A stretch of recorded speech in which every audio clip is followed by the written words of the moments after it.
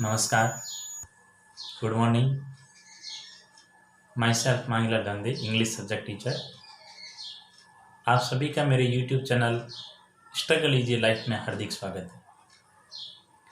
आज मैं आपके सामने एक ऐसे महत्वपूर्ण विषय के ऊपर चर्चा करने जा रहा हूँ जिसका परीक्षा की दृष्टि से बहुत ही महत्व है और उसमें न्यूमेरिकल सवाल आते हैं, ज़्यादा नंबरों के क्वेश्चन आते हैं। उससे संबंधित मैंने पिछले वीडियो में चर्चा की थी लेटर के प्रकार के बारे में। जो लेटर का जो प्रकार मैंने बताया था वो इनफॉर्मल लेटर कैसे लिखा जाता है, उसका फॉर्मेट क्या रहता है, वो पिछले वीडियो में मैंने आपको बता रखा है, उसको आप ज़रूर देखें। लेकिन आज का मेरा जो विषय है वो है फॉर्मल लेटर। फॉर्मल लेटर कैसे लिखा जाता है, फॉर्मल लेटर का क्या प्रारूप रहता है और फॉर्मल लेटर किसको लिखा जाता है। तो आइए हम चर्चा करते हैं आज के इस महत्वपूर्ण टॉपिक फॉर्मल लेटर के ऊपर।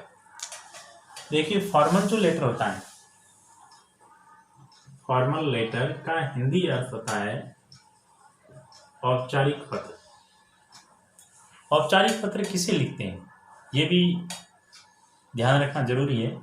औपचारिक लेटर उनको लिखे जाते हैं जो राजकीय अधिकारी हो या कोई व्यावसायिक प्रतिष्ठानों के अधिकारी हो, बैंक मैनेजर, कंपनियों के सीईओ और न्यूज एडिटर के जो संपादक हैं उनको, और विद्यालय के जो प्रधानाध्यापक है, प्रधानाचार्य है, उनको ये लेटर लिखा जाता है। इसलिए इनको औपचारिक पत्र बोला जाता है। और ये लेटर है वो निवेदन के लिए, शिकायती पत्र के रूप में और जांच के लिए लिखे जाते हैं। मतलब कंप्लेंट्स, इंक्वायरी, रिक्वेस्ट, इन जो चीज़ें रहती है इनके लिए इन लेटरों को लिखा जाता है। अब हमारे सामने सवाल ये आता है कि ये फॉर्मल लेटर किस तरीके से लिखा जाता है। तो मैं आपको बताऊं कि लेटर लिखने का जो तरीका रहता है वो चाहे इनफॉर्मल हो चाहे फॉर्मल हो, सभी का एक ही रहता है। यानी सब जो लेटर है, जैसे मान लीजिए कि आपका ये पेपर है, इस पेपर की ये जो लाइन रहती है और यहाँ से जब आप स्टार्ट करते हैं तो बाएं तरफ से ही लेटर स्टार्ट होते हैं, लेकिन एक ही जगह से लेटर स्टार्ट होगा, कोई भी लाइन आगे पीछे नहीं होगी। और ये लेटर हमेशा ब्लॉक में लिखा जाता है। ब्लॉक लेटर जिसको बोलते हैं, या ब्लॉक में इनको लिखा जाता है। ब्लॉक का मतलब होता है कि इस लेटर के अलग अलग भाग होते हैं। अब मैं आपको समझाता हूँ कि लेटर के अलग अलग भाग, या जैसे अगर आप बात करेंगे तो format of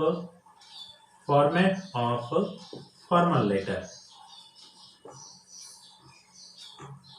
format of formal letter. तो इससे आपको चीज़ समझ में आ जाएगी कि इस लेटर का फॉर्मेट क्या रहता है, जैसे मैंने इनफॉर्मल लेटर में बताया था।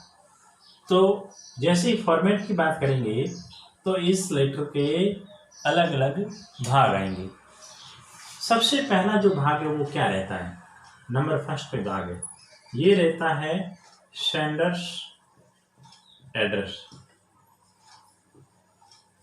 मतलब सबसे पहले जो हमारा भाग रहेगा ये रहेगा, पता रहेगा, लेकिन पता किसका रहेगा, भेजने वाले का पता। सेंडर्स का मतलब भेजने वाला होता है और एड्रेस का मतलब होता है पता। यानी यहाँ पर मैं आपको लिख के समझा देता हूँ, भेजने वाले का पता।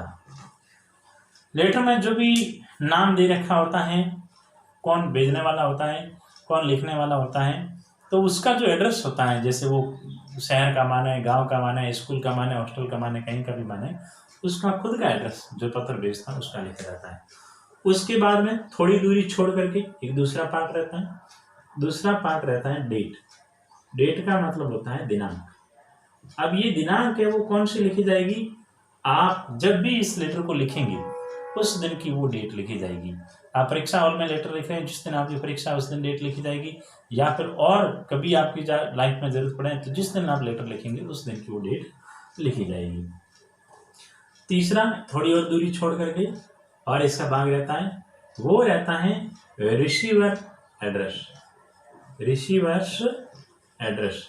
रिसीवर एड्रेस का मतलब होता है प्राप्त करने वाले का पता। यानी ये लेटर आप किसको लिख रहे हो, प्राप्त कौन करेगा, प्राप्त करने वाले का पता जो रहता है वो लिखा जाता है डेट के बाद, यानी तीसरे नंबर पॉइंट के अंदर। जबकि ये जो रिसीवर एड्रेस है, ये जो पॉइंट है वो इनफॉर्मल लेटर के अंदर नहीं होता है, ये केवल फॉर्मल लेटर के अंदर ही रहता है। इसके बाद में चौथा जो पॉइंट है, चौथा पॉइंट रहेगा आपके इसका सब्जेक्ट। सब्जेक्ट का मतलब होता है विषय, कि आपके लेटर की विषय वस्तु क्या है, मुख्य जो विषय क्या है, आप किसके ऊपर लेटर लिख रहे हो। जैसे अगर आपके एरिया में लाइट पानी की व्यवस्था नहीं है तो आप लाइट पानी के लिए लिख रहे हो, या फिर आप स्कूल के प्रधानाचार्य को अगर आप लिख रहे हो तो उसमें आपकी विषय क्या है, क्लासरूम के बारे में लिख रहे हो, पढ़ाई के बारे में लिख रहे हो, और कोई एक्स्ट्रा क्लासेस के बारे में लिख रहे हो, कंप्यूटर टाइप टेस्ट के बारे में लिख रहे हो, तो किसके बारे में लिख रहे हो, तो ये यहाँ पर आपका विषय लिखा जाएगा। तो कुछ लेटर के जो फॉर्मेट रहते हैं, कुछ ग्रामर होती है, इनकी जो लेटर के फॉर्मेट में सब्जेक्ट है वो सर के बाद, जो सॉल्यूशन है उसके बाद लिखा जाता है, और किसी में वो पहले लिखा जाता है। लेकिन सही रूप में अगर देखा जाए तो सब्जेक्ट है वो रिसीवर एड्रेस के बाद में लिखा जाएगा। अगला जो हमारा पॉइंट है वो है, पांचवा पॉइंट है, वो है सॉल्यूशन। सॉल्यूशन का मतलब मैंने पिछले इनफॉर्मल लेटर में भी बताया था और यहाँ भी बता रहा हूँ, संबोधन। तो फॉर्मल लेटर के अंदर जो संबोधन होता है वो सर या मैडम के रूप में ही होता है। या तो आप सर लिखेंगे और महिला है तो आप उसको मैडम लिखेंगे। सॉल्यूशन, सॉल्यूशन के बाद में थोड़ी सी और दूरी रखें। और छठा जो पॉइंट रहता है वो रहता है कम्युनिकेशन। कम्युनिकेशन का मतलब रहता है आपसी संवाद, आप बातचीत क्या करना चाहते हैं, क्या लिखना चाहते हैं।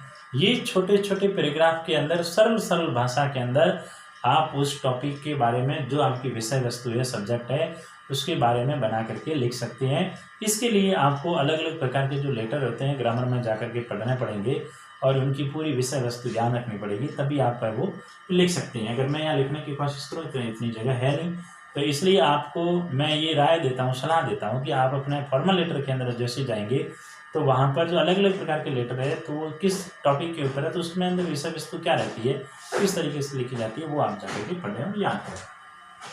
तो ये आपका आ गया कम्युनिकेशन। आप लिख सकते हैं 2 पैराग्राफ, 3 पैराग्राफ, जितने भी बनते हैं पैराग्राफ वाइज। 7वें नंबर का जो भाग है वो रहता है कॉर्टियस एंड। कॉर्टियस एंड का मतलब होता है शिष्टाचार पूर्ण समाप्ति।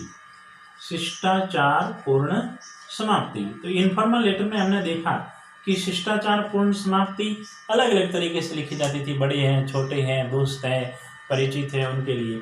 लेकिन यहाँ पर शिष्टाचार पूर्ण समाप्ति के लिए थैंक यू या थैंकिंग यू का ही हम इस्तेमाल करते हैं, चाहे वो किसी भी प्रकार के वो कंप्लेन हो, चाहे इंक्वायरी रिक्वेस्ट हो, या विद्यालय के प्रधानाचार्य को जो भी आप किसी भी प्रकार का पत्र लिख रहे हो तो इसमें सभी में थैंकिंग यू या थैंक यू का रहता है।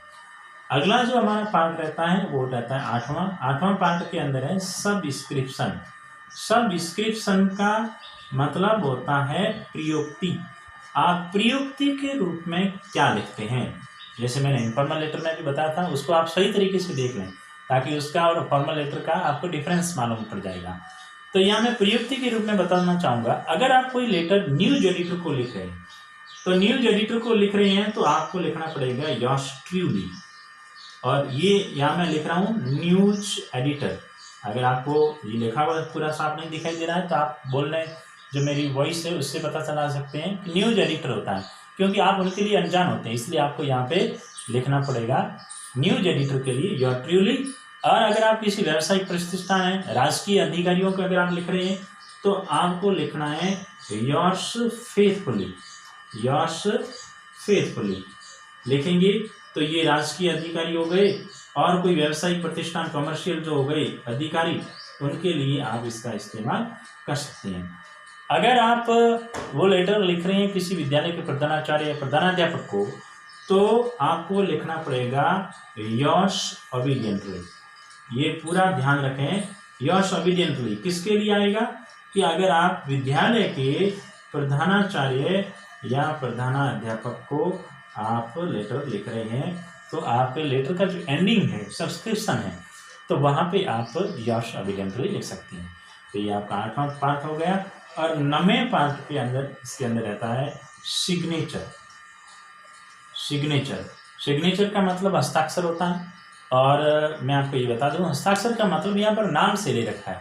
और ये भी बता दूं कि अगर पेपर के अंदर नाम दे रखा है कि imagine that you are Nilesh या नीलम और आप यहाँ के रहने वाले हैं, आप इस लेटर लिखो, तो आप अपना वो क्वेश्चन पेपर के अंदर जो नाम दे रखा है वो लिखना है। अगर वहाँ पे नाम नहीं है तो फिर अपना खुद का नाम लिखना होता है सिग्नेचर के अंदर।